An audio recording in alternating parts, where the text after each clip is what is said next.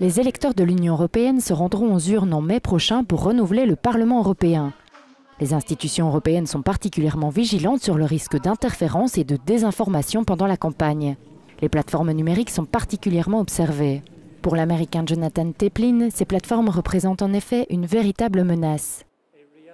Je pense que Facebook, YouTube, Twitter et, dans une certaine mesure, Amazon représentent un réel danger pour notre démocratie, car il s'agit des plateformes sur lesquelles se propagent les fake news. L'intelligence artificielle devrait rendre les choses encore bien pires que ce que nous connaissons aujourd'hui.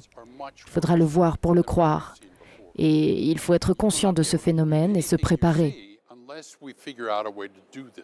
L'écrivain s'inquiète particulièrement du monopole de Google en matière de recherche, de celui de Facebook en matière de communication et de celui d'Amazon pour le marché du livre, même s'il constate des progrès.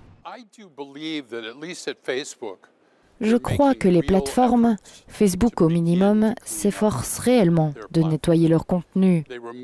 Elles ont supprimé, avant les élections françaises, environ 30 000 faux comptes. Et elles auraient soi-disant supprimé près d'1 million de faux comptes aux États-Unis au cours des 2 derniers mois. Donc c'est un premier pas.